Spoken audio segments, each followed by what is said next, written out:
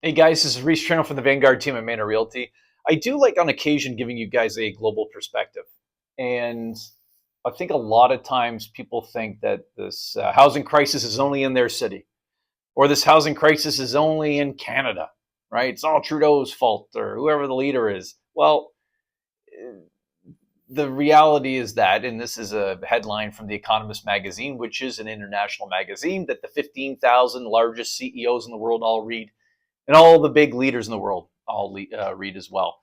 And the headline is Why House Prices Are Surging Once Again. In America, Canada, Australia, and most of Europe, property markets have shrugged off higher interest rates.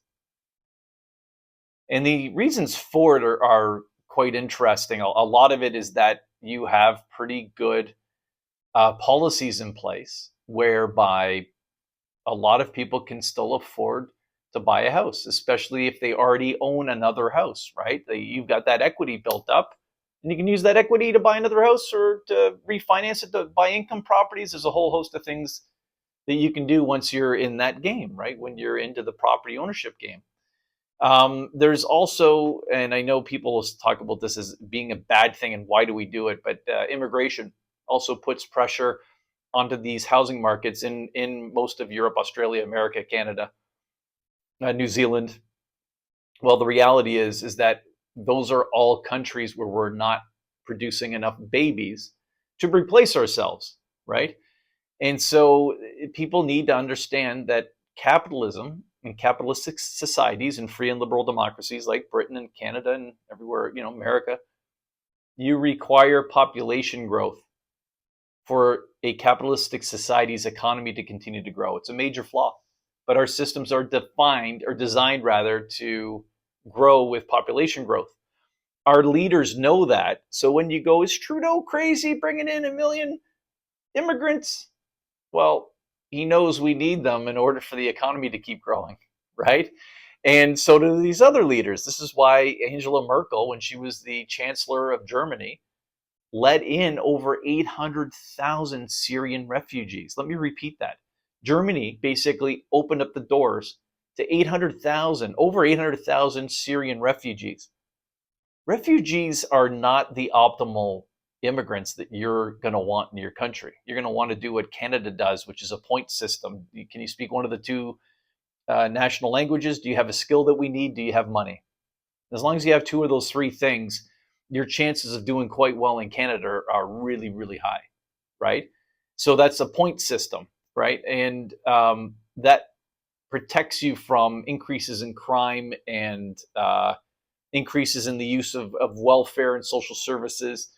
Germany said, we need numbers. We need bodies. We don't care they're refugees and they're going to take more work. Well, bring them in. And so they brought in over 850,000. The reason for that is because Angela Merkel recognized that Germany was increasingly screwed because the immigration policies had been so bad for so long that their economy was going to start imploding with a lack of population to, buy goods and buy services to drive up the economy.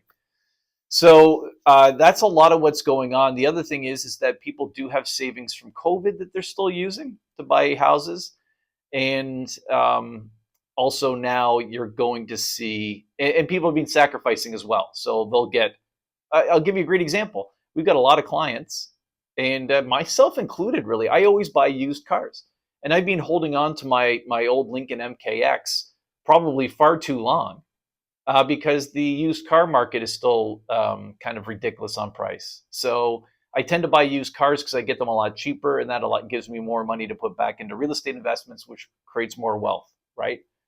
And yeah, so but a lot of people are cutting back.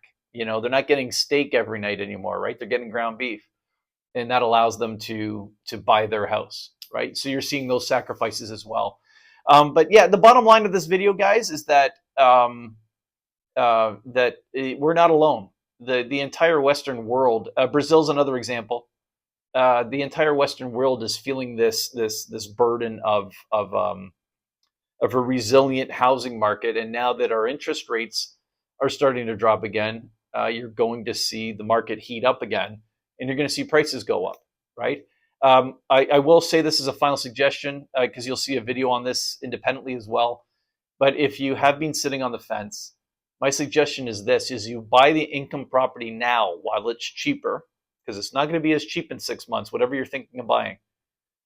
We'll make sure that it's cash flowing right now, even if it's only a couple $100 a month. We'll make sure what you're buying cash flows now, or at least, like, at the worst, breaks even. But we'll make sure you also get a variable rate mortgage, because we know that the rates are going down, down, down, down, down, down, down, down, down, down, down, down.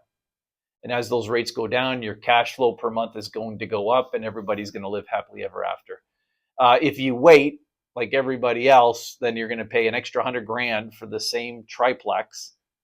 That's avoidable, guys, but you got to jump off the fence now. You can't wait for the herd. If you wait for the herd, you're just another sheep, and you're not going to get as good a deal, and you can't generate your wealth and grow your wealth as quickly that way.